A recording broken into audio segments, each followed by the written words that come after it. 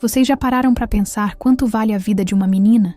A de uma moça de 15 anos, com os sonhos ainda brotando no peito, feito mandacaru depois da chuva? Pois a minha vida, a minha juventude inteira, valeu o preço de uma dívida de roça e o peso de um segredo que meu pai levou para o túmulo. Um segredo que só muitos anos depois eu vim entender que tinha selado o meu destino. Meu nome é Luzia.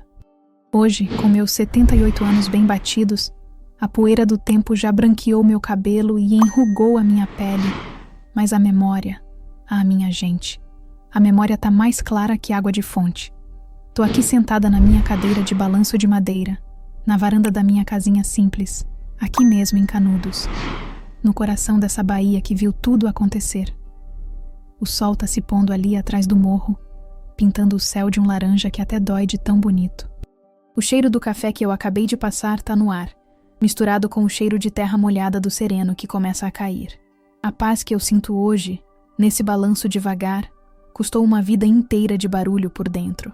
Um barulho que começou num silêncio de morte, passou por um sim forçado diante de um altar e atravessou décadas ao lado de um homem que eu aprendi a amar em meio ao medo, à dúvida e a uma verdade escondida que, se eu soubesse na época, talvez tivesse mudado tudo. Ou talvez não. A vida tem dessas coisas, né? Ela tece os fios do jeito dela. E a gente só vai vendo o desenho do bordado quando já tá quase no fim. Eu decidi contar essa história agora porque o tempo tá passando. E tem coisas que não podem morrer com a gente. Precisam ser ditas, precisam voar. É a história de como eu, uma menina do sertão, fui entregue pra pagar uma conta. Uma história que começa com a morte súbita do meu pai, passa pela decisão desesperada da minha mãe e deságua nos braços de um homem que eu mal conhecia, o Paulo. Um homem que tinha o dobro da minha idade e um segredo no olhar. Mas antes de eu mergulhar nesse rio fundo que é a memória, eu queria pedir uma coisinha para vocês, um agrado para essa avó que vos fala. Me conta aí de onde você tá me ouvindo? De que cidade? De que estado? Eu gosto de imaginar o rosto de cada um. Saber que a minha voz está chegando longe, feito rádio de pilha em noite estrelada. É bom saber que tem mais gente para ouvir o que essa veinha aqui guardou por tanto tempo. Peguem um café, ajeitem-se onde estiverem, porque a nossa viagem começa agora, lá na minha infância. Num tempo em que a vida era mais dura, a terra mais seca, mas talvez, só talvez, a gente soubesse dar mais valor a um pingo de chuva. Estão prontos? Então vamos começar pelo começo de tudo. A primeira coisa que me vem à cabeça quando eu penso na minha infância é o cheiro. O cheiro de terra seca rachando debaixo de um sol que não dava trégua. O cheiro de fumaça do fogão a lenha, que mainha acendia antes mesmo do galo pensar em cantar, e que grudava no cabelo e na roupa da gente o dia inteiro. E o cheiro de suor, um suor de trabalho duro, sem descanso, que meu pai trazia da roça impregnado na pele. A minha infância cheirava a luta, sabe? Nossa casa não era muito mais que um abrigo.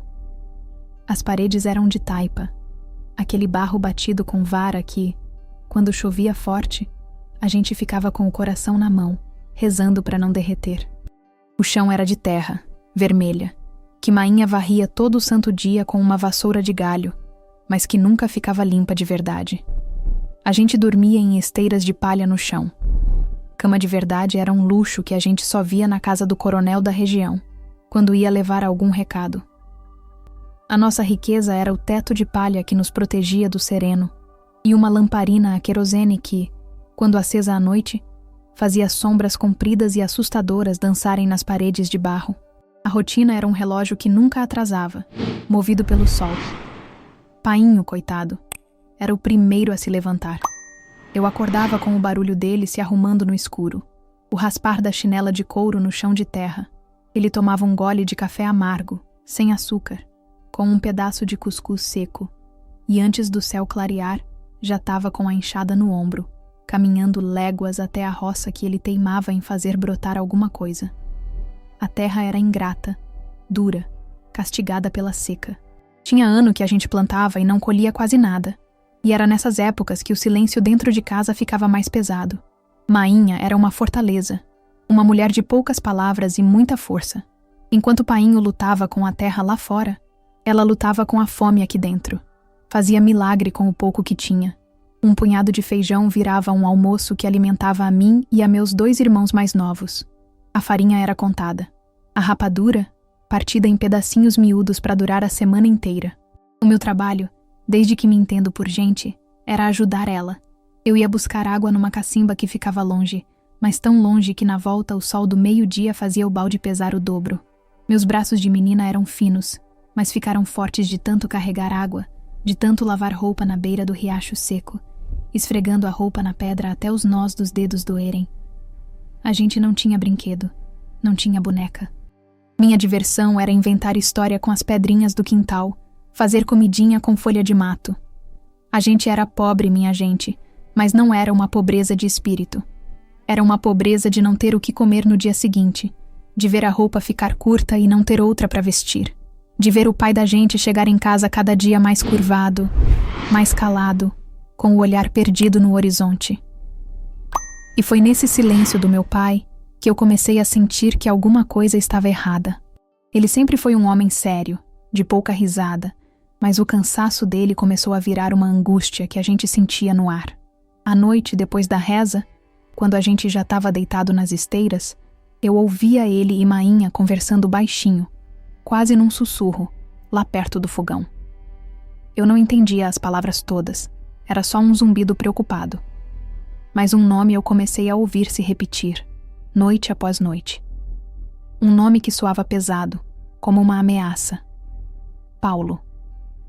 O Paulo veio hoje de novo, Painho dizia. A conta tá grande, mulher.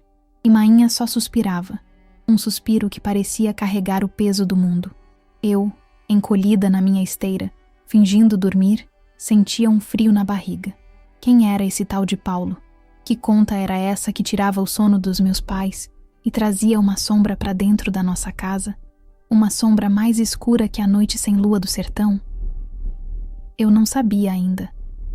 Mas o nome da minha desgraça, e talvez da minha salvação, já estava sendo sussurrado no escuro. A vida, dura como sempre tinha sido, estava prestes a ficar ainda mais amarga. E eu, no auge da minha inocência, não fazia a menor ideia do que o destino estava cozinhando para mim naquele fogão a lenha. A primeira coisa que me vem à cabeça quando eu penso na minha infância é o cheiro. O cheiro de terra seca rachando debaixo de um sol que não dava trégua. O cheiro de fumaça do fogão a lenha, que Mainha acendia antes mesmo do galo pensar em cantar, e que grudava no cabelo e na roupa da gente o dia inteiro. E o cheiro de suor, um suor de trabalho duro, sem descanso, que meu pai trazia da roça impregnado na pele. A minha infância cheirava a luta, sabe? Nossa casa não era muito mais que um abrigo. As paredes eram de taipa, aquele barro batido com vara que, quando chovia forte, a gente ficava com o coração na mão, rezando para não derreter. O chão era de terra, vermelha, que Mainha varria todo santo dia com uma vassoura de galho, mas que nunca ficava limpa de verdade. A gente dormia em esteiras de palha no chão. Cama de verdade era um luxo que a gente só via na casa do coronel da região, quando ia levar algum recado. A nossa riqueza era o teto de palha que nos protegia do sereno e uma lamparina a querosene que, quando acesa à noite, fazia sombras compridas e assustadoras dançarem nas paredes de barro. A rotina era um relógio que nunca atrasava, movido pelo sol. Painho, coitado, era o primeiro a se levantar. Eu acordava com o barulho dele se arrumando no escuro, o raspar da chinela de couro no chão de terra. Ele tomava um gole de café amargo, sem açúcar, com um pedaço de cuscuz seco, e antes do céu clarear, já estava com a enxada no ombro, caminhando léguas até a roça que ele teimava em fazer brotar alguma coisa. A terra era ingrata, dura, castigada pela seca. Tinha ano que a gente plantava e não colhia quase nada. E era nessas épocas que o silêncio dentro de casa ficava mais pesado. Mainha era uma fortaleza. Uma mulher de poucas palavras e muita força. Enquanto Painho lutava com a terra lá fora, ela lutava com a fome aqui dentro. Fazia milagre com o pouco que tinha. Um punhado de feijão virava um almoço que alimentava a mim e a meus 2 irmãos mais novos. A farinha era contada. A rapadura, partida em pedacinhos miúdos para durar a semana inteira. O meu trabalho, desde que me entendo por gente, era ajudar ela. Eu ia buscar água numa cacimba que ficava longe, mas tão longe que na volta o sol do meio-dia fazia o balde pesar o dobro. Meus braços de menina eram finos, mas ficaram fortes de tanto carregar água, de tanto lavar roupa na beira do riacho seco, esfregando a roupa na pedra até os nós dos dedos doerem. A gente não tinha brinquedo, não tinha boneca. Minha diversão era inventar história com as pedrinhas do quintal, fazer comidinha com folha de mato. A gente era pobre, minha gente, mas não era uma pobreza de espírito. Era uma pobreza de não ter o que comer no dia seguinte, de ver a roupa ficar curta e não ter outra para vestir, de ver o pai da gente chegar em casa cada dia mais curvado, mais calado, com o olhar perdido no horizonte. E foi nesse silêncio do meu pai que eu comecei a sentir que alguma coisa estava errada. Ele sempre foi um homem sério, de pouca risada, mas o cansaço dele começou a virar uma angústia que a gente sentia no ar. À noite, depois da reza, quando a gente já estava deitado nas esteiras, eu ouvia ele e Mainha conversando baixinho, quase num sussurro, lá perto do fogão. Eu não entendia as palavras todas. Era só um zumbido preocupado, mas um nome eu comecei a ouvir se repetir, noite após noite. Um nome que soava pesado, como uma ameaça. Paulo. O Paulo veio hoje de novo, Painho dizia. A conta tá grande, mulher. E Mainha só suspirava. Um suspiro que parecia carregar o peso do mundo. Eu, encolhida na minha esteira, fingindo dormir, sentia um frio na barriga.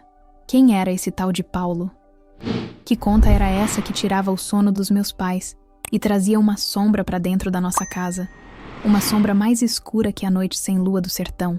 Eu não sabia ainda, mas o nome da minha desgraça, e talvez da minha salvação, já estava sendo sussurrado no escuro. A vida, dura como sempre tinha sido, estava prestes a ficar ainda mais amarga. E eu, no auge da minha inocência, não fazia a menor ideia do que o destino estava cozinhando para mim naquele fogão a lenha. Sabe como é o amor de mãe de roça, minha gente? Não é um amor de beijo e de abraço toda hora. É um amor que se mostra no fazer. Eu via o amor da minha mãe no jeito que ela repartia o cuscuz, garantindo que o maior pedaço ficasse no prato de Painho, que precisava de força para a roça. Via no remendo caprichado que ela fazia na minha única saia, usando uma linha de cor diferente que, para mim, parecia um enfeite. Mainha não dizia, eu te amo, mas os olhos dela diziam quando ela me via chegar da cacimba, ofegante, e passava a mão na minha testa suada, ajeitando uma mecha do meu cabelo. A gente se entendia no silêncio, no olhar. Era ela quem me ensinou a cozinhar feijão no fogo de lenha, a identificar o ponto certo da massa da tapioca. Eram nesses momentos, com as mãos na massa, que a gente se conectava, mas eu também via a dor dela. Via quando ela olhava para a panela quase vazia e depois olhava para a gente, os 3 filhos, com uma aflição que ela tentava esconder. Nessas horas, ela se virava de costas, fingia que estava mexendo no fogo, mas eu via os ombros dela sacudirem de leve. Mainha chorava para dentro. Com Painho era diferente. Ele era mais distante, um homem carcomido pela preocupação. O trabalho da roça, de sol a sol, endurecia não só as mãos, mas também o jeito. O carinho dele era raro, e por isso mesmo, inesquecível. Lembro de uma vez, ele voltou para casa no fim da tarde, e sem dizer uma palavra, tirou do bornal uma manga pequena e amarelada. Ele tinha achado num pé de mangueira perdido no meio da caatinga. Ele limpou a manga na camisa, partiu com a peixeira e me deu o maior pedaço. Eu comi aquela manga com tanto gosto, e o suco escorrendo pelo meu queixo era a coisa mais doce do mundo. Ele ficou me olhando, sentado no batente da porta, e eu vi um brilho no fundo dos olhos dele, um quase sorriso. Naquele instante, eu senti todo o amor que ele não sabia dizer com palavras. Mas esses momentos foram ficando cada vez mais raros. A dívida com o tal do Paulo foi entrando na alma dele, e o silêncio de Painho virou um muro entre a gente. Ele chegava em casa, e só se sentava, olhando pro nada, as mãos calejadas tremendo um pouco. Ele parou de me olhar nos olhos, e isso, para mim, doía mais que a fome. Minha alegria mesmo eram meus irmãos, João e Pedro. Eu era a mais velha, a mãezinha deles. Como a diferença de idade era pouca, a gente era um trio inseparável. Nossas brincadeiras eram as mais simples do mundo. A gente fazia boizinho de chuchu, casinha de barro no quintal. A maior festa era quando chovia. Ah, a chuva! Aquele cheiro de terra molhada que subia era o perfume da felicidade. A gente corria pra fora, tomava banho na bica que se formava no telhado, rolava na lama. Mainha brigava, dizia que a gente ia pegar doença, mas até ela abria um sorrisinho vendo a nossa folia. Eram esses pinguinhos de alegria que faziam a gente esquecer a dureza da vida. À noite, a gente se aninhava na mesma esteira, e eu contava as histórias que ouvia dos mais velhos, inventava mundos onde a comida era farta, e ninguém precisava chorar escondido.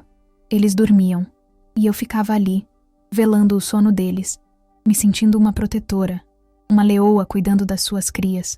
Mas as dores, essas também eram nossas companheiras. Lembro do dia em que Pedrinho, o mais novo, ficou doente. Uma febre que ardia, que fazia o menino delirar. Mainha colocava pano molhado na testa dele. Fazia chá com as ervas do quintal, mas a febre não cedia. Não tínhamos dinheiro para médico, nem para remédio de farmácia. Ver meu irmãozinho queimando em febre, tão pequeno e frágil, e não poder fazer nada. Essa sensação de impotência me marcou para sempre. Painho andava de um lado para o outro dentro de casa, feito bicho enjaulado. Foi nessa noite que eu ouvi a briga mais feia entre eles. Temos que pedir ajuda ao Paulo, Mainha disse, a voz embargada. De novo, mulher? Você quer me enterrar de vez nessa dívida? Painho respondeu, a voz mais alta que o normal. É a vida do nosso filho, ela gritou, e depois veio o silêncio, cortado apenas pelos soluços dela. Naquela noite, eu entendi que a tal dívida era mais que dinheiro. Era uma corda no pescoço do meu pai, e a cada dia que passava, ela apertava mais. Aquele foi o começo do fim. A alegria da chuva e das brincadeiras de criança começou a ser engolida pela sombra daquela preocupação que, eu sentia no meu coração, ia acabar em tragédia. A seca daquele ano foi uma das piores que já se teve notícia. O sol parecia um olho de fogo gigante, que bebia a água dos rios e rachava a terra com uma sede sem fim. A roça do meu pai virou um cemitério de pés de milho torrados, um tapete de poeira e desilusão. E a cada planta que morria, parecia que um pouco da vida de Painho ia embora junto. Ele emagreceu, o rosto ficou chupado, os olhos fundos. A tosse seca que ele tinha piorou, e às vezes à noite eu o ouvia gemer baixinho de dor no peito. Mainha fazia garrafada de ervas, mas não adiantava. A doença dele não era só do corpo, era da alma. O nome Paulo agora era dito abertamente, não mais em sussurros. Era o nome da nossa desgraça. A tarde em que tudo aconteceu começou como qualquer outra. Quente, silenciosa, parada. Painho não foi para a roça. Ficou em casa, sentado numa cadeira do lado de fora, afiando a peixeira numa pedra. Mas o olhar dele estava longe. O barulho do motor de um carro, coisa rara por ali, fez a gente parar o que estava fazendo. Era o carro de Paulo. Ele parou na nossa porteira e desceu. Era um homem alto, mais novo que meu pai, bem vestido. Eu nunca tinha visto ele de perto e senti um arrepio. Ele não entrou. Chamou meu pai pelo nome e Painho se levantou, o corpo todo tenso. Eles conversaram ali mesmo, na beira da estrada. Mainha nos mandou para dentro, mas eu fiquei espiando pela fresta da janela de madeira. Eu não ouvia tudo. O vento levava as palavras, mas eu via os gestos. A conversa começou baixa, mas logo o tom subiu. Paulo gesticulava, apontava o dedo. Meu pai, coitado, só balançava a cabeça negativamente. Em um momento, a voz de Painho veio mais alta, carregada de um desespero que eu nunca tinha ouvido. Você não vai fazer isso!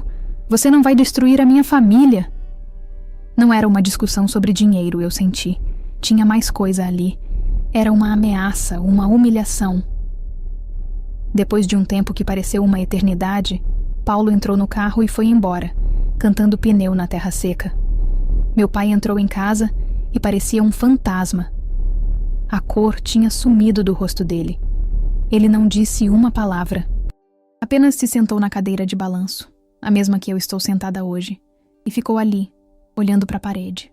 Mainha tentou falar com ele, ofereceu água, mas ele não respondia. Ele começou a suar frio. A mão foi para o peito, apertando a camisa. Tá doendo, Maria. Tá apertando, ele disse com a voz fraca. E então, aconteceu. Foi rápido demais. Os olhos dele se arregalaram. A boca se abriu como se ele quisesse puxar todo o ar do mundo. E ele tombou da cadeira. O barulho do corpo dele batendo no chão de terra batida é um som que nunca mais saiu da minha cabeça. Mainha soltou um grito. Não foi um grito de gente.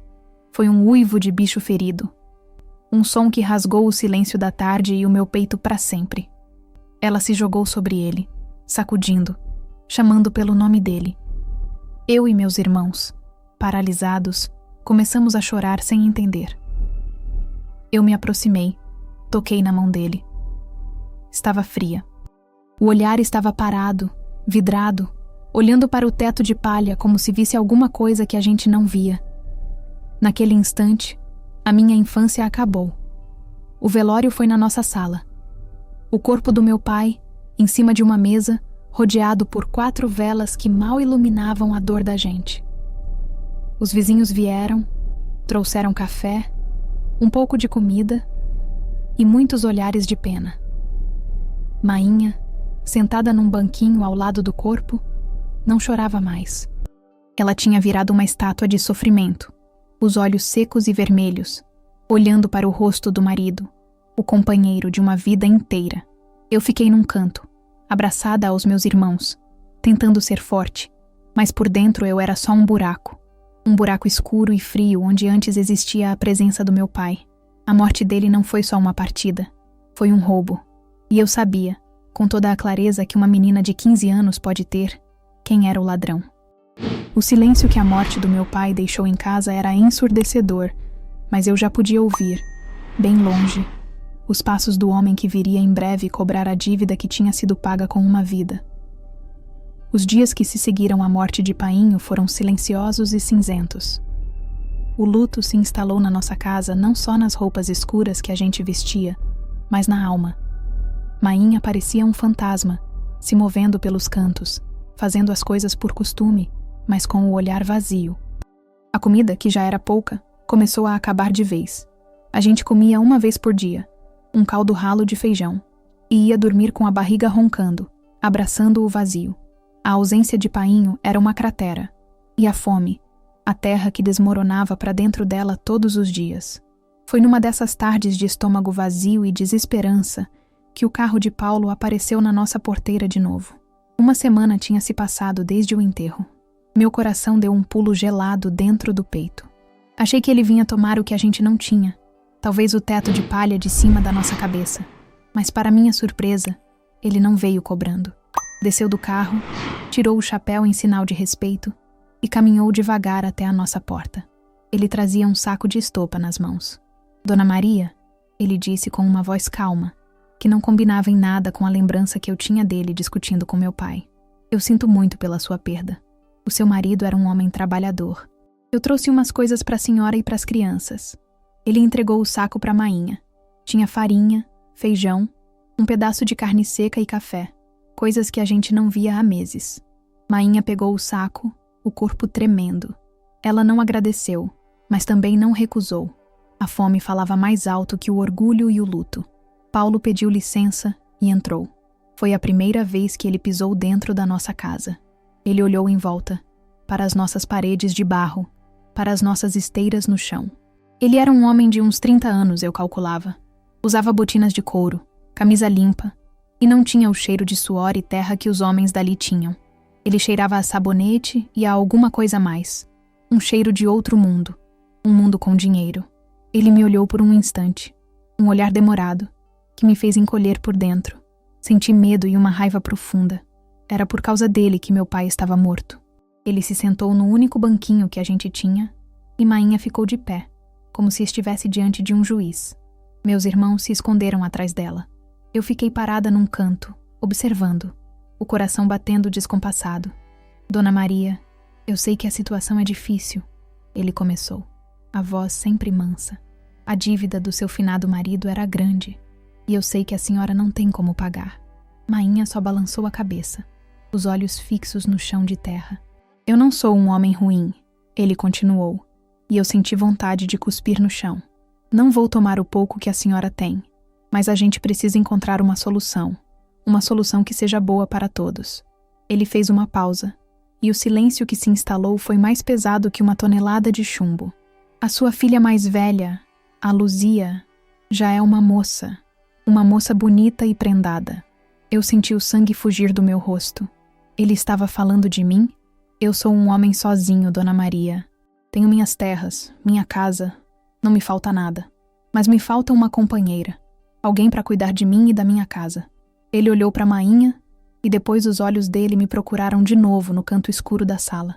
Um casamento quitaria todas as contas. Sua filha teria uma vida de rainha, nunca mais passaria fome. E a senhora e seus filhos teriam ajuda, para sempre. A dívida estaria esquecida. O mundo parou. Eu olhei para minha mãe, esperando que ela o mandasse embora, que o xingasse, que defendesse a minha honra. Mas o que eu vi no rosto dela foi uma mistura de horror e hesitação. Eu vi ela olhar de relance para os meus irmãos, magrinhos, com os olhos grandes de fome. Eu vi o desespero de uma mãe encurralada, de uma viúva sem ter para onde correr. Ela não disse sim, mas ela também não disse não. E o silêncio dela foi a resposta mais terrível que eu poderia ouvir. Naquele momento, eu deixei de ser Luzia, a filha, a irmã. Eu tinha virado uma mercadoria, a moeda de troca para pagar uma dívida que tinha custado a vida do meu pai. O preço, eu estava entendendo agora, era a minha. Paulo não esperou por uma resposta naquele dia. Ele era mais esperto que isso. Ele se levantou, ajeitou o chapéu e disse, com aquela mesma voz mansa que me dava calafrios: pense com calma, Dona Maria. Pense no futuro dos seus filhos. A senhora sabe onde me encontrar. E foi embora, deixando para trás o cheiro do sabonete dele e o peso daquela proposta indecente que ficou pairando no ar, mais densa que a fumaça do fogão a lenha. Assim que o barulho do carro sumiu, Mainha desabou. Ela se sentou no chão de terra e chorou como eu nunca tinha visto. Não era o choro do luto pelo marido, era um choro de vergonha, de humilhação. Vender a própria filha. Meu Deus, onde é que esse mundo vai parar? Ela dizia entre os soluços, batendo com o punho fechado no próprio peito. Naquele momento, eu senti um alívio. Ela não ia aceitar. Ela era minha mãe, ela ia me proteger. Eu me sentei ao lado dela, abracei seus ombros magros e chorei junto. Um choro de medo e de gratidão. Mas a manipulação, minha gente, é uma erva daninha que cresce no terreno da necessidade. A comida que Paulo trouxe durou 3 dias. No 4º dia, a panela estava vazia de novo. O choro de fome de João e Pedro começou baixo, um resmungo, e foi crescendo até virar um lamento que cortava a alma. Mainha olhava para os meninos, depois olhava para mim, e o conflito no rosto dela era uma batalha visível. O não convicto que ela tinha chorado no chão começou a vacilar, a ser corroído pela acidez da miséria. 2 dias depois, Paulo voltou. E de novo, não veio cobrar resposta. Trouxe mais um saco de mantimentos. E dessa vez, tirou do bolso 2 peões de madeira e deu para os meus irmãos. Os olhos dos meninos brilharam de um jeito que eu não via desde antes de Painho adoecer. Eles correram para o quintal, e o som da risada deles, girando aqueles peões na terra seca, foi a facada mais funda no coração da minha mãe. Paulo não precisava dizer nada. A alegria dos meus irmãos falava por ele. Ele se mostrava como o provedor, o salvador, o homem que trazia comida e até um pingo de alegria para aquela casa de tristeza. Ele conversou com Mainha sobre a seca, sobre o tempo, como um vizinho qualquer. E antes de ir embora disse: se precisar de qualquer coisa para os meninos é só mandar recado. Ele estava enredando a gente, fio por fio, numa teia de gratidão forçada. Naquela noite, a conversa que eu tanto temia aconteceu. Depois que os meninos dormiram, satisfeitos com a barriga cheia, Mainha me chamou para sentar perto da lamparina. A luz fraca fazia o rosto dela parecer uma máscara de sofrimento. Minha filha, ela começou, a voz trêmula. Eu não queria essa vida para você. Então diga não, Mainha, eu implorei, a voz saindo num fio. Eu trabalho na roça. Eu faço qualquer coisa. A gente dá um jeito. Não me entregue para ele. Ele é o homem que matou Painho. Os olhos dela se encheram de lágrimas. Você acha que eu não sei, Luzia? Você acha que a minha alma não tá sangrando? Mas que jeito, minha filha? Me diga, que jeito? Olha em volta. A gente não tem nada. A terra tá seca, não tem trabalho pra ninguém. Você quer ver seus irmãos morrerem de fome na sua frente? Ela agarrou minhas mãos. E as mãos dela, que sempre foram meu porto seguro, agora pareciam as grades de uma prisão. Ele vai te dar uma casa, Luzia. Comida na mesa todo dia. Roupa boa. Você nunca mais vai ter que carregar lata d'água na cabeça. Pense nisso como um sacrifício. Um sacrifício por seus irmãos. Por mim, eu não vou aguentar enterrar mais ninguém. Cada palavra dela era um golpe. Ela estava usando o meu amor por eles para me encurralar. Ela me fez sentir culpada pela fome deles, responsável pela sobrevivência deles. Ela não estava me vendendo. Ela estava me convencendo a me sacrificar. E o que eu poderia fazer? Eu olhei para a esteira onde meus irmãos dormiam, as barriguinhas redondas pela primeira vez em semanas, e o meu não morreu na garganta. A minha vontade, o meu medo, a minha vida, nada daquilo importava mais que a sobrevivência deles. Eu não disse sim, eu apenas parei de dizer não. Abaixei a cabeça e deixei as lágrimas correrem em silêncio. E Mainha entendeu. Era uma rendição. No dia seguinte, ela mandou um menino de recado até a casa de Paulo. O negócio estava fechado. E assim, com o estômago dos meus irmãos cheio pela primeira vez em meses, minha liberdade foi trocada. Eu disse sim, com a boca da minha mãe e com a fome da minha família. Não houve festa de noivado. Não houve preparativos alegres. A minha união com Paulo foi acertada como se fosse a venda de um animal na feira. Tudo foi rápido, apressado. Como se tivessem medo que eu mudasse de ideia. Como se eu tivesse alguma ideia para mudar. Mainha, com as mãos trêmulas, desmanchou o único vestido bom que ela tinha.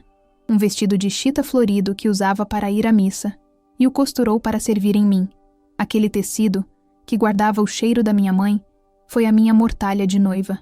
Enquanto ela me vestia, no dia do casamento, nenhuma de nós duas chorou. As lágrimas já tinham secado. O que ficou foi um vazio, um silêncio pesado de adeus. Eu abracei meus irmãos com força. Respirei o cheiro de poeira e de infância deles uma última vez e me senti sendo partida ao meio. A cerimônia foi na capela do vilarejo, um lugar pequeno, com cheiro de vela e de mofo. O padre, um homem velho de olhar cansado, recitou as palavras em latim que eu não entendia. Paulo estava ao meu lado, a mão dele segurando meu braço com uma firmeza que era quase um aviso. Ele não parecia um noivo feliz. Parecia um homem que tinha acabado de fechar um bom negócio. Mainha e meus irmãos estavam no primeiro banco. Eu olhava para eles e eles para mim, e uma distância enorme já se abria entre nós. Um abismo que eu sabia que nunca mais seria fechado. Quando o padre me perguntou se eu aceitava, a minha voz não saiu. Foi Paulo quem apertou meu braço e disse por mim: "Ela aceita."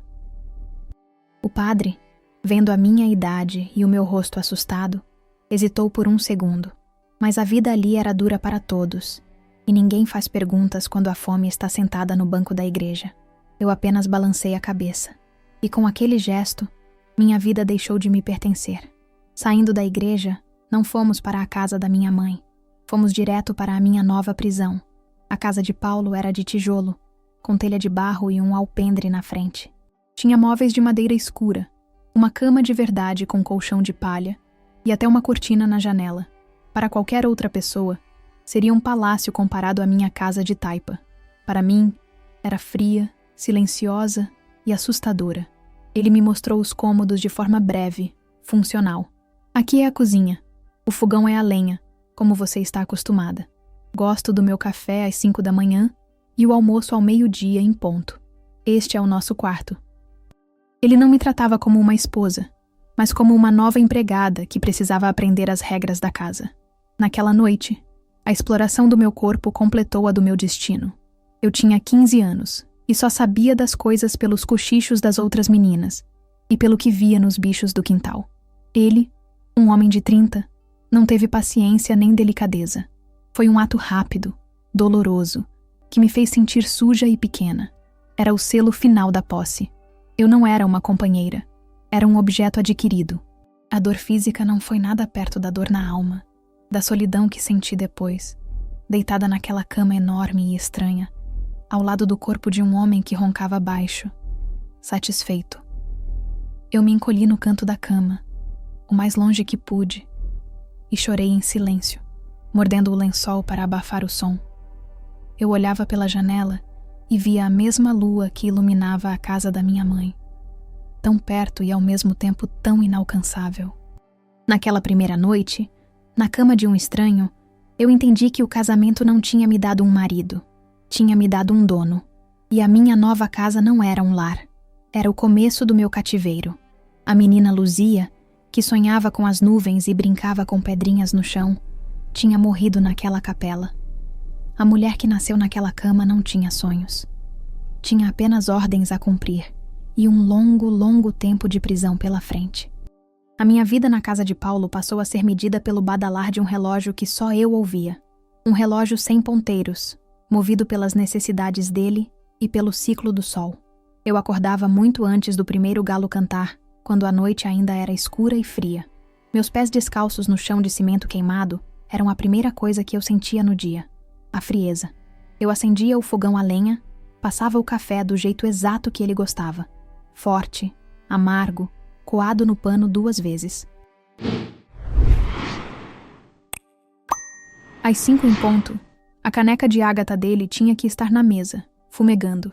Se estivesse morna, o dia já começava com uma cara amarrada e um silêncio que pesava mais que xingamento.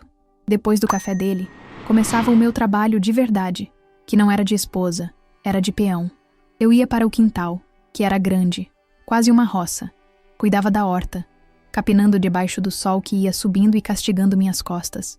Carregava baldes e mais baldes de água do poço para regar tudo. Tratava das galinhas, dos porcos. O cheiro do chiqueiro se misturava ao cheiro do meu suor, e eu me sentia um bicho de trabalho, igual a eles. Minhas mãos, que antes eram de menina, logo se tornaram grossas, cheias de calos e cortes.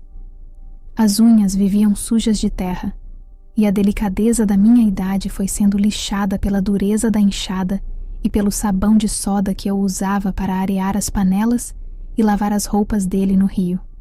Esfregar aquelas camisas grossas na pedra até sangrar os nós dos dedos virou parte da minha rotina.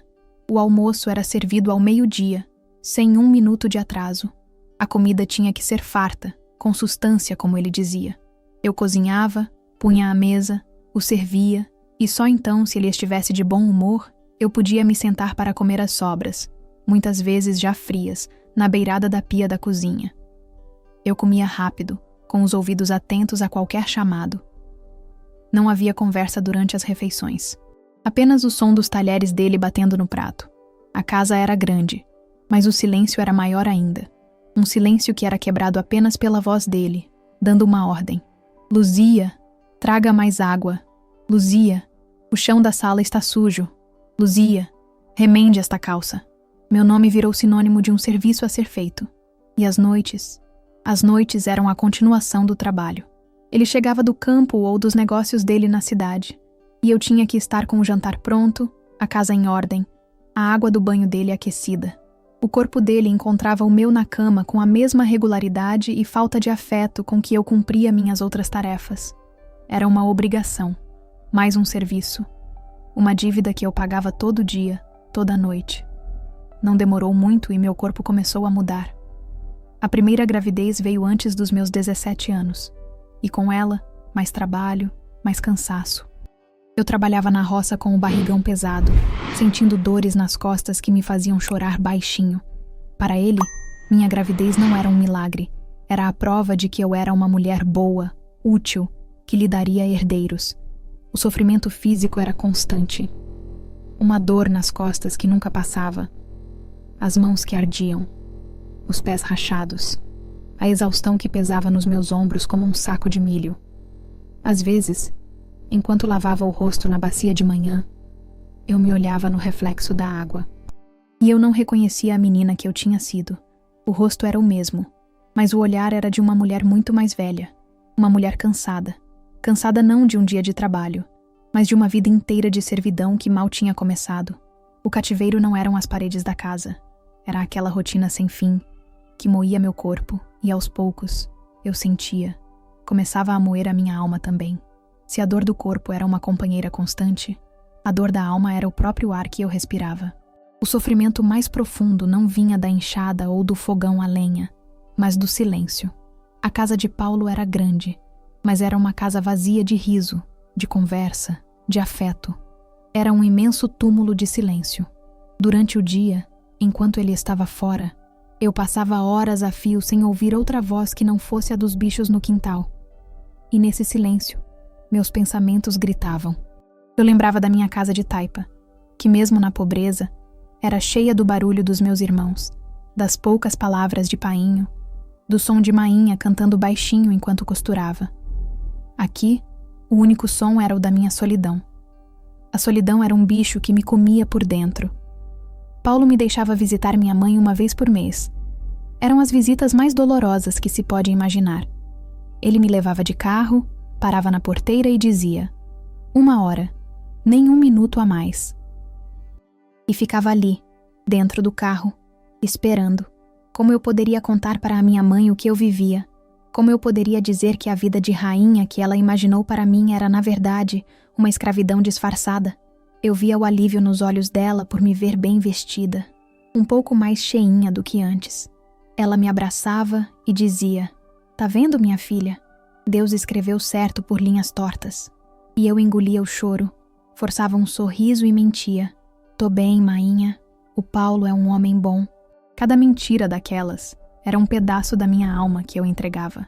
Eu voltava para casa me sentindo a pessoa mais solitária do mundo, pois nem para minha própria mãe eu podia dizer a verdade. O nascimento dos meus filhos foi uma faca de 2 gumes. O meu primeiro, um menino, chamei de Antônio. Quando eu o segurei nos braços, uma parte de mim que eu achava que estava morta, reviveu. Era um amor tão grande, tão avassalador, que chegava a doer. Mas logo em seguida, vinha o medo. Medo de criar meu filho nesse ambiente frio, de ele crescer tendo como exemplo de família a mudez que existia entre mim e o pai dele. Depois veio uma menina, a Clara, e o medo virou pavor. Eu olhava para aquele rostinho de anjo e só conseguia pensar que ela era mulher, como eu. E se o destino dela fosse igual ao meu? Se um dia ela fosse usada como moeda de troca? Essa angústia me sufocava. Paulo não entendia, ou não queria entender, nada do que se passava dentro de mim. Para ele, eu era como a terra da roça. Tinha que produzir e ficar quieta. Se um dia ele me via com o olhar perdido, com os olhos marejados, ele logo dizia, com a voz carregada de impaciência: "Que tanto chora, mulher? Por acaso te falta comida? Te falta teto? Deixe de frescura." A minha tristeza era uma ofensa para ele, uma ingratidão. Ele me deu tudo o que o dinheiro podia comprar, mas me tirou a única coisa que tinha valor. Eu mesma. Eu não era mais Luzia. Eu era a mulher de Paulo, a mãe dos filhos de Paulo. Meus sonhos de menina, minhas vontades, minhas dores, tudo isso foi enterrado vivo, debaixo do peso daquela rotina, daquela solidão. Houve um tempo em que eu achei que ia enlouquecer. A desesperança era um nevoeiro denso que não me deixava ver um palmo à frente. Eu vivia num piloto automático, cuidando da casa, dos filhos, do marido. Mas por dentro eu estava oca. Eu era um poço de silêncio e tristeza. E no fundo desse poço, eu achei que ia morrer afogada na minha própria amargura. Mas o que eu não sabia ainda era que bem lá no fundo, no lodo escuro da minha dor, uma pequena e dura pedra de raiva estava começando a se formar. Uma raiva silenciosa, que um dia me daria forças para tentar respirar de novo.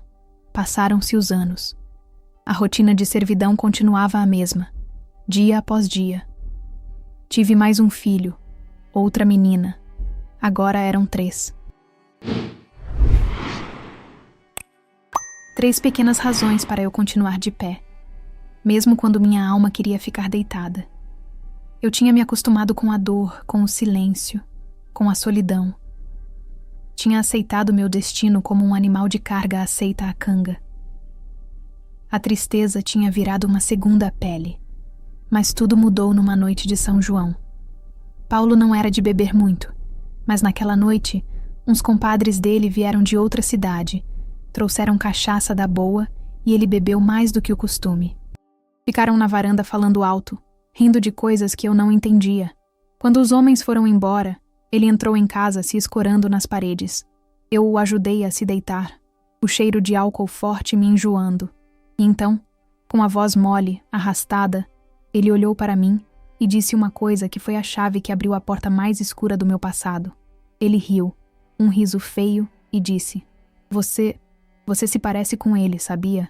Com o seu pai, aquele santo do pau oco. Eu fiquei quieta, esperando que ele dormisse. Achava que eu era um besta. Achava que eu não ia ter coragem de contar para sua mãe, da outra família dele lá em Juazeiro. Meu sangue gelou. Outra família? Ele me devia dinheiro, sim, mas devia mais que isso. Ele continuou, os olhos quase fechados. Ele me devia silêncio. E quando eu disse que ia botar a boca no mundo, o coração dele não aguentou. Coitado. Morreu de susto e de vergonha. E você? Você me pagou a dívida toda. A de dinheiro e a de silêncio. Ele virou para o lado e dormiu, roncando alto, me deixando sozinha no escuro com aquelas palavras que veneno nenhum conseguiria ser mais mortal. Naquela noite, a Luzia triste e passiva morreu. A mulher que acordou no dia seguinte era outra. A dor da perda do meu pai se misturou com uma raiva fria e cortante pela mentira. Minha vida inteira tinha sido construída sobre o segredo vergonhoso de um homem e a chantagem de outro. Eu não fui vendida para salvar minha família da fome. Eu fui vendida para comprar o silêncio e proteger a honra de um defunto. A minha vida, a minha juventude, meu corpo, tudo tinha sido o preço para manter uma mentira enterrada. A partir daquele dia, a minha submissão virou um teatro. Por fora, eu continuei a ser a esposa obediente, mas por dentro, eu me tornei uma espiã.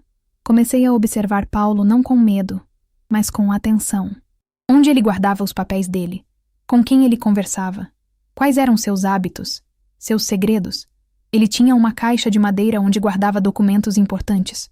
Eu sabia que ele a mantinha trancada, mas um dia, limpando o quarto, vi que ele tinha esquecido a chave na gaveta da cômoda. Meu coração disparou. Esperei ele sair para a roça e, com as mãos tremendo, abri a caixa. Eu mal sabia ler. Juntava as letras com dificuldade, mas eu entendia números. Vi cadernos e mais cadernos com anotações de dívidas, nomes de gente da região, e no fundo da caixa achei um envelope velho. Dentro, uma promissória com a assinatura do meu pai, o valor da dívida original, e junto, uma outra carta, que eu não consegui ler direito, mas vi o nome de uma mulher e o endereço de uma rua em Juazeiro. Era a prova de tudo.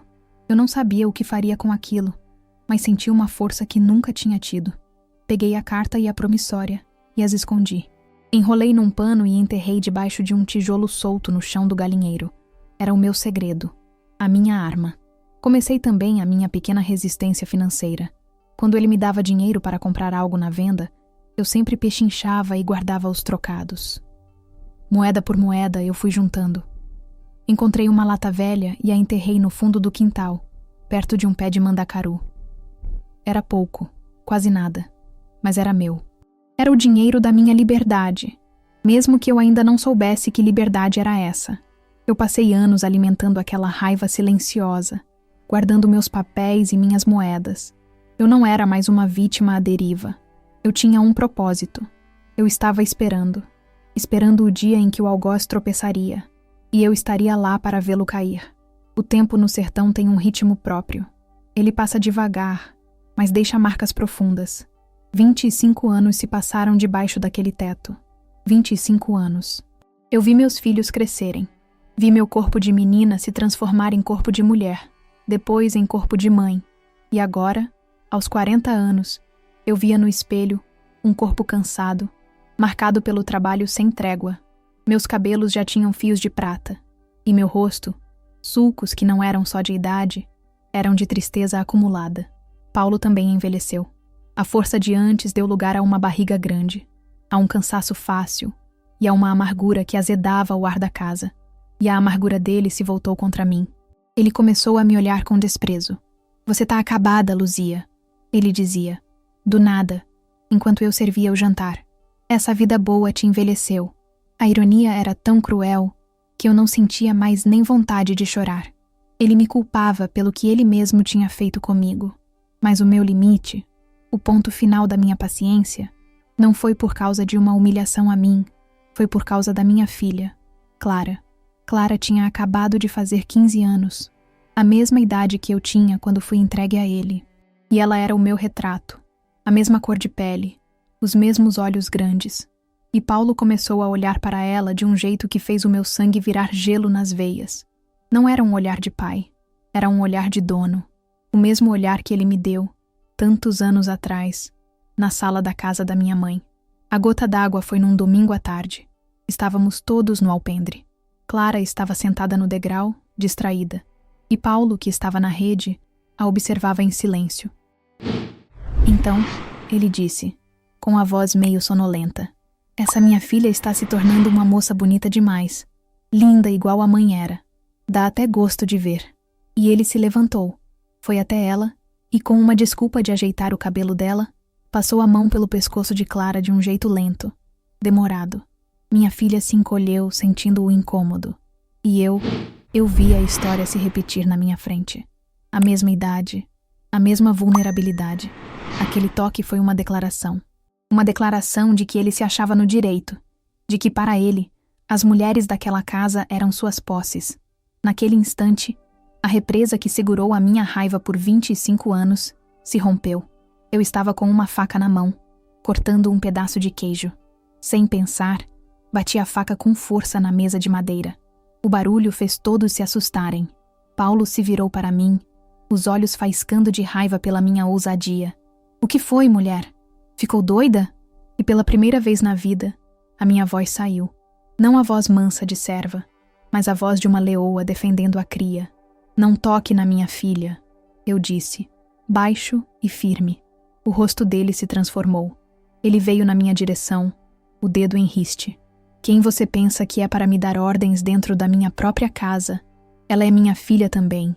E você, sua ingrata, devia beijar o chão que eu piso? Ou se esqueceu da miséria de onde eu te tirei? Ele cuspiu as palavras. Olhe para você. Velha, acabada, não me serve mais para nada. Acha que eu não posso arrumar uma novinha para pôr no seu lugar? É só estalar os dedos, e você volta pro pó, que é de onde nunca devia ter saído. Ele disse as palavras que achava que me destruiriam. Ele estava me descartando, me jogando fora como um bagaço de cana. Mas o que ele não sabia era que, ao fazer isso, ele não estava me sentenciando. Ele estava me libertando. Eu o encarei, sem desviar os olhos.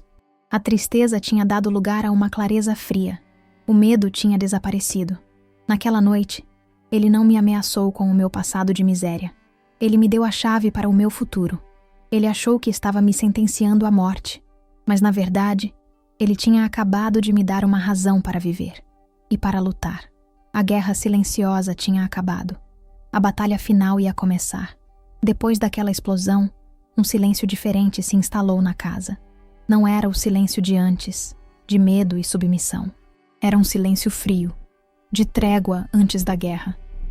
Paulo, achando que tinha vencido, que tinha me colocado de volta no meu lugar, ficou mais arrogante do que nunca. Ele mal me olhava, me tratava como um objeto quebrado que ele ainda era obrigado a manter por perto. Mal sabia ele que o objeto quebrado estava juntando seus cacos, e eles agora eram cortantes. Minha primeira atitude foi chamar meus 2 filhos mais velhos, Antônio e Clara, para uma conversa. Numa noite em que Paulo tinha ido para o vilarejo, eu os levei para o fundo do quintal, perto do velho pé de mandacaru. A luz da lua era a única testemunha. Com a voz firme, que nem eu mesma sabia que possuía, eu contei tudo. Comecei com a morte do avô deles, a dívida, o segredo da outra família, a chantagem, o casamento forçado. Contei sobre os 25 anos de servidão, de humilhação silenciosa. Antônio, que já era um homem feito de 18 anos, ouvia com os punhos cerrados, o rosto queimando de uma raiva que eu conhecia bem. Clara, minha menina de 15 anos, chorava baixinho. Não de medo, mas de entender a profundidade da dor que eu sempre carreguei sozinha. Quando terminei, não precisei pedir ajuda. Antônio olhou para mim e disse: Mainha, a senhora não está mais sozinha nisso. O que a gente vai fazer? Naquele momento, eu deixei de ser só uma mãe. Eu me tornei uma general. E meus filhos, meus soldados. Meu primeiro comando foi desenterrar nossas armas. Com a ajuda de Antônio, removi o tijolo solto no galinheiro. Mostrei a eles a promissória amarelada com a assinatura do avô e a carta que mencionava a mulher de Juazeiro. Antônio leu a carta para mim em voz alta. Eram palavras de uma mulher desesperada, cobrando ajuda do meu pai para o sustento de 2 filhos, ameaçando vir a Canudos se ele não respondesse. A prova era irrefutável. Em seguida, fomos até o pé de Mandacaru e desenterramos a lata de moedas. Contamos. Era uma quantia pequena para o mundo, mas para nós, era o tesouro da nossa libertação. O plano foi traçado ali mesmo, sob a luz da lua. A vingança não seria com faca nem com veneno. Seria com a verdade. Paulo se orgulhava de ser um homem de respeito na região. Um homem de palavra. Nós íamos destruir essa imagem, peça por peça. O plano era simples. Antônio viajaria para Juazeiro. Ele usaria parte do nosso dinheiro para a passagem. A missão dele era encontrar aquela família, os outros filhos do meu pai, nossos meio-irmãos. Não por vingança contra o meu pai, mas para encontrar aliados, pessoas que também foram vítimas daquele segredo. Se não os encontrasse, ele procuraria um advogado, alguém de fora, que não tivesse medo de Paulo. Enquanto Antônio se preparava para a viagem, eu e Clara tínhamos a missão mais difícil: manter o teatro em casa. Cada refeição que eu servia a Paulo, cada sim, senhor, que eu dizia, era um ato de guerra. Eu o observava, estudava suas fraquezas, seus medos. O maior medo dele era a vergonha, a desonra pública. E era exatamente essa a arma que usaríamos. Clara se tornou meus olhos e ouvidos, prestando atenção nas conversas, nos negócios dele. A casa continuava a mesma, a rotina também. Mas nós éramos outros. Éramos uma família unida por um segredo, e cada gesto de obediência era um passo calculado na nossa marcha silenciosa em direção à liberdade. O confronto direto estava sendo preparado, e pela primeira vez na vida, eu sentia que tinha o controle do meu próprio destino. Antônio voltou de Juazeiro uma semana depois. Seus olhos brilhavam com uma mistura de cansaço e vitória. Ele não encontrou nossos meio-irmãos.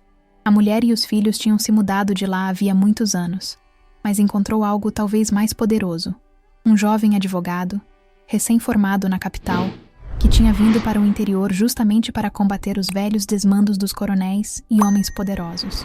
O rapaz ouviu a história do meu filho com atenção, viu as cópias dos documentos que Antônio levou e aceitou o caso na hora, movido pela injustiça da situação. Ele traçou a estratégia. A guerra seria travada no território inimigo. Seguindo as instruções do advogado, Antônio disse a Paulo que um homem da cidade viria no domingo seguinte para discutir a compra de uma parte das terras dele. O ego de Paulo inflou na hora. Fazer negócio com gente da capital era um sinal de prestígio. Ele mandou que eu preparasse a melhor comida, que a casa estivesse impecável. No domingo, ele vestiu sua melhor roupa e se sentou na cadeira do patriarca, na sala, esperando o comprador. O advogado chegou na hora marcada. Era um rapaz novo, de óculos, com um jeito educado que escondia uma firmeza de aço. Para a surpresa de Paulo, eu, Antônio e Clara, não nos retiramos para a cozinha. Permanecemos na sala, de pé, atrás do advogado. Paulo nos olhou com estranheza, mas antes que pudesse dizer algo, o rapaz se adiantou. Senhor Paulo, disse o advogado, com a voz calma, eu agradeço a sua hospitalidade, mas eu não vim falar sobre terras. Eu sou o representante legal da sua esposa, Dona Luzia, e dos filhos dela. A palavra esposa foi trocada por Dona Luzia, e isso foi a primeira rachadura na armadura dele. Paulo ficou pálido. Olhou para mim, incrédulo, depois para o advogado. Ele forçou uma risada. Representante de quê? Minha mulher enlouqueceu e arrastou os meninos junto? O advogado, sem se abalar, abriu a pasta de couro que trazia. Nós temos aqui, ele disse, colocando sobre a mesa a cópia da promissória do pai dela. A prova de uma dívida. E temos aqui, ele continuou, colocando ao lado a cópia da carta, a prova de uma chantagem que levou um homem à morte por desespero e vergonha. Paulo se levantou de um pulo. Isso é um ultraje, uma calúnia. Eu vou chamar a polícia. Tirem esse moleque da minha casa. Foi a minha vez. Depois de 25 anos de silêncio, a minha voz encontrou o caminho. Sente-se, Paulo, eu disse. Não foi um grito, nem um pedido. Foi uma ordem. E para o espanto dele e até para o meu, ele obedeceu. Eu caminhei até o centro da sala e todos os olhos se viraram para mim. Eu não era mais a cozinheira, a lavadeira, o objeto. Eu era a dona daquela história. Você não vai chamar polícia nenhuma. Eu continuei, olhando no fundo dos olhos dele. Porque você sabe que cada palavra aqui é verdade. Eu sei da outra família do meu pai. Eu sei porque você me contou. Numa noite de São João, bêbado, você confessou que usou o segredo dele para o matar de vergonha e me tomar como pagamento. Você se lembra, Paulo? Ele abriu a boca para negar, mas a memória daquela noite estava no rosto dele. E você ameaçou a minha filha. Eu disse, a voz ganhando a força de décadas de dor. Você olhou para a minha Clara com os mesmos olhos que olhou para mim. Você achou que podia me descartar, me jogar fora depois de uma vida de trabalho não pago, de humilhação, de solidão. Você roubou minha juventude, Paulo. Mas você não vai roubar o futuro da minha filha. Essa foi a minha catarse. Dizer a verdade, em voz alta, na frente dele, na casa que foi minha prisão. Ver o rosto daquele homem poderoso se desmanchar, passar da raiva para o pânico e, finalmente, para a derrota. Ele olhou em volta, procurando ajuda, mas só encontrou o olhar firme dos seus filhos e a expressão de desaprovação do advogado. Ele estava sozinho. O império dele, construído sobre o medo e o segredo, tinha desmoronado. O advogado então apresentou nossas condições. Não queríamos escândalo. Não queríamos um processo que se arrastaria por anos. Queríamos justiça. E queríamos agora. Queríamos a anulação do casamento. Queríamos esta casa para mim e para os meus filhos, como pagamento por uma vida inteira de trabalho escravo, e uma pensão mensal para o nosso sustento. Em troca, o segredo do meu pai e a chantagem dele morreriam conosco. Ele tentou argumentar, gritar, mas estava encurralado. A vergonha pública era a sua maior fraqueza. No fim, exausto e derrotado, ele concordou. Naquele dia, eu não saí daquela casa com as mãos vazias, como ele sempre me ameaçou. Eu saí daquela sala e respirei o ar do alpendre, não como sua propriedade, mas como uma mulher livre. Uma mulher que tinha acabado de reconquistar a própria vida. E aqui estamos nós, de volta ao começo da nossa prosa. Eu, com meus 78 anos, sentada na minha cadeira de balanço, no alpendre da minha casa. Esta casa, a mesma casa que um dia foi a minha prisão, hoje é o meu ninho. Depois daquele dia, Paulo cumpriu o acordo. A vergonha era um veneno que ele não queria beber em público. Ele arrumou as malas, vendeu o resto das terras dele e, dizem, se mudou para o sul do país. Nunca mais o vi. Nunca mais ouvi falar dele. Ele simplesmente se apagou da minha vida, como a fumaça de uma lamparina quando a gente assopra. Nos primeiros tempos, o silêncio nesta casa era estranho. Era um silêncio de ausência, mas não de solidão. Era um silêncio de liberdade. Aos poucos, eu e meus filhos fomos preenchendo esse vazio com as nossas vozes, com as nossas risadas. E eu fui transformando cada canto deste lugar. As paredes que antes eram testemunhas da minha dor, eu pintei de um azul clarinho, cor do céu. Onde antes só havia a mobília escura e pesada dele, eu coloquei vasos com flores, toalhas de crochê que eu mesma fiz e, o mais importante, retratos. Retratos dos meus filhos se formando, casando, retratos dos meus netos, sorrindo, com as janelinhas dos dentes de leite. Esta casa agora tem alma. A minha alma. A minha rotina, hoje, é feita de vontades, não de obrigações. Eu ainda acordo cedo, com o sol, mas porque eu gosto de ver o dia nascer. Tomo meu café sem pressa, sentada aqui no alpendre, ouvindo os passarinhos. O quintal, que era o lugar do meu trabalho forçado, virou o meu paraíso. Eu não planto mais só para encher a barriga. Planto por prazer. Tenho um canteiro de rosas que é o meu orgulho. um pé de acerola que vive carregado e uma horta com todos os cheiros verdes que se pode imaginar. Coentro, hortelã, manjericão. Cuidar das minhas plantas é a minha reza, minha conversa com Deus. Depois de tantos anos isolada, aprendi o que é ter vizinhança. A cerca que me separava do mundo virou um lugar de encontro. Dona Lourdes, da casa ao lado, sempre me traz um pedaço do bolo que ela faz. O seu Zé, que passa todo dia para a roça, para me dar um bom dia e falar do tempo. As crianças da rua me chamam de Vó Luzia e vêm pedir fruta no meu quintal. Eu, que vivi décadas sem poder conversar com ninguém, hoje sou a ouvinte das histórias do bairro, a conselheira, a guardiã das receitas de chás e remédios do mato. A solidão que antes me devorava, hoje me acalenta. É uma solidão povoada de carinho, de respeito, de paz. Eu olho para as minhas mãos, hoje enrugadas e manchadas pelo tempo. Elas não são mais as mãos de uma escrava.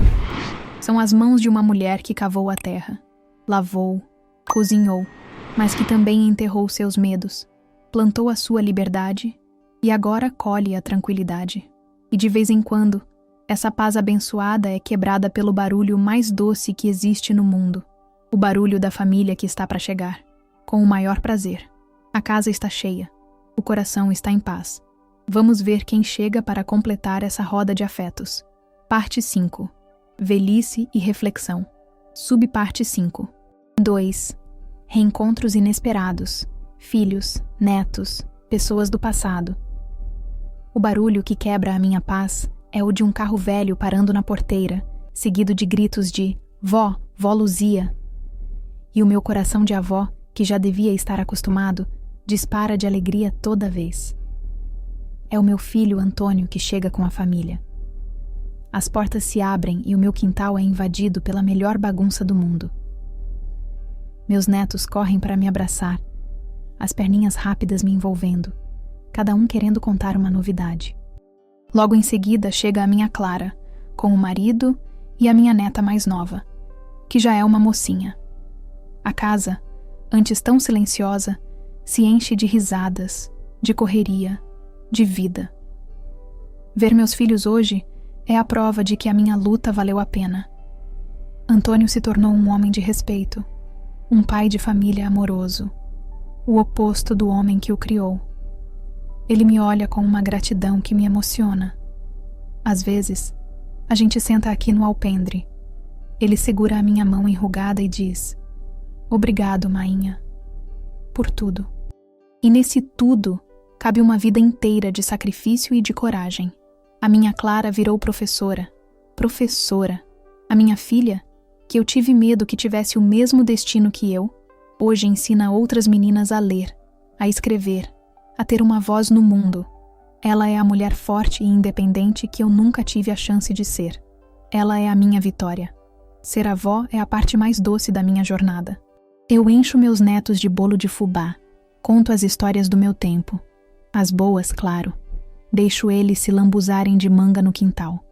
E quando olho para eles, correndo livres com os olhos brilhando de sonhos que ninguém vai roubar, eu sei que eu quebrei a maldição. Aquele ciclo de pobreza, de silêncio e de submissão morreu em mim. A minha herança para eles não é de terra nem de dinheiro. É de liberdade. Mas a vida, minha gente, ainda me guardava uma surpresa, um último nó para desatar. Foi numa tarde de domingo, uns anos atrás. Eu estava aqui, no meu balanço, quando um homem de cabelos já grisalhos parou na minha porteira. Ele não era daqui. Olhou para mim por um tempo e depois perguntou, com a voz meio trêmula: "A senhora é Luzia, filha de Francisco?"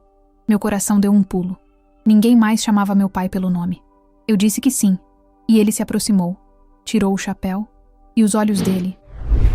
Ave Maria, os olhos dele eram os olhos do meu pai. "Meu nome é Pedro", ele disse. "E eu sou seu irmão." Era um dos filhos da mulher de Juazeiro. Ele, já perto dos 60 anos, tinha passado a vida inteira com aquela sombra. E depois que a mãe dele morreu, ele decidiu procurar a história, entender o passado. Foi um dia inteiro de conversa. Ele me contou da vida difícil que tiveram, do pai ausente que mandava dinheiro escondido de vez em quando.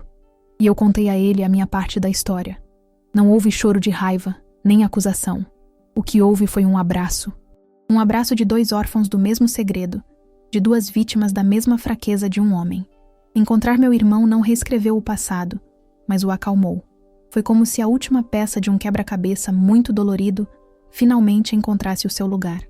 Naquele dia, olhando para o meu irmão reencontrado, para os meus filhos e meus netos que logo chegaram e o acolheram com curiosidade e respeito, eu senti uma paz que nunca tinha experimentado. Todos os fantasmas tinham ido embora. Todas as feridas, enfim, tinham virado cicatrizes. E as cicatrizes não doíam mais. Elas só estavam ali para me lembrar do caminho que eu percorri para chegar até este alpendre, até esta paz. Prontinho. Chegamos ao fim da nossa estrada de terra, ao último capítulo desta longa história. É hora de Luzia nos dar sua bênção e suas últimas palavras de sabedoria. Parte 5. Velhice e reflexão. Subparte 5. 3. Reflexão final sobre a vida. Conselho para as novas gerações. Conclusão definitiva da narrativa e CTA final. Olhando para trás, daqui da minha cadeira de balanço, eu vejo a minha vida como um rio. Um rio que começou fininho, quase seco, lá na minha infância de terra batida. Depois, ele foi represado, virou uma água parada, escura e funda por 25 anos. Mas um dia, a barragem se rompeu, e o rio correu com uma força que nem eu sabia que tinha, levando toda a sujeira embora, até desaguar neste remanso de paz onde eu vivo hoje. Foi uma vida dura? Foi. Foi uma vida de muito sofrimento? Foi. Sim. Mas foi a minha vida. E eu não a trocaria, porque foi essa dureza que fez de mim a mulher que sou hoje. Eu aprendi que as pessoas raramente são só boas ou só más. Meu pai, que eu amava como a um santo, tinha um segredo que quase destruiu a todos nós. Minha mãe, que me amava mais que tudo, me entregou para me salvar. E Paulo, que foi meu carcereiro, o homem que me roubou a juventude, cumpriu a parte dele no acordo até o fim. Ele não era um monstro de filme. Era um homem comum, que usou a força que tinha contra quem não tinha nenhuma. E essa, talvez, seja a maldade mais perigosa que existe. Eu não o perdoei, não. O perdão é uma palavra muito grande. Mas eu também não vivo com o peso do ódio no coração. Eu apenas o apaguei. A minha paz vale mais que a minha raiva. E para vocês, meus filhos, meus netos, e para você que está aí me ouvindo, se essa velha pode dar um conselho, é este. Nunca, em tempo algum, deixem que o silêncio tome conta da vida de vocês. A minha prisão não foi feita de paredes. Foi feita de palavras não ditas. A nossa voz é a coisa mais valiosa que a gente tem. Usem-a de vocês. Não para gritar, mas para dizer quem vocês são, o que sentem, o que não aceitam. Não existe gaiola de ouro. A menor casinha de taipa com liberdade vale mais que o maior palácio com um dono. A vida vai derrubar vocês. Vai sim. Ela derruba todo mundo. A força não está em nunca cair, mas em sempre se levantar. Mesmo que, para isso, a gente precise guardar um segredo, uma moeda, uma prova, por 25 anos. A gente se levanta por dentro, em silêncio, até ter força para ficar de pé por fora. E quando ficarem de pé, não tenham vergonha das suas cicatrizes. Elas são o mapa da sua jornada, a prova de que, apesar de tudo, vocês sobreviveram. A minha história chega ao fim aqui. O sol já se pôs. Os netos já foram embora e a casa voltou a ser meu refúgio de paz. Eu não sou mais a menina que foi vendida. Eu não sou a mulher que foi humilhada. Eu sou a Luzia, uma mulher do sertão da Bahia, que amou, sofreu, lutou e, no fim de tudo, venceu. E esta foi a minha história. E você? Qual é a história que você carrega aí dentro do peito? Se a minha longa jornada lhe serviu de alguma lição ou de algum conforto, me conte aí nos comentários, que eu vou gostar de saber. E se você acha que a minha história merece ser ouvida por mais gente, para que outras mulheres encontrem a sua força, compartilhe este vídeo. Um cheiro bem grande no coração de cada um de vocês. Fiquem com Deus.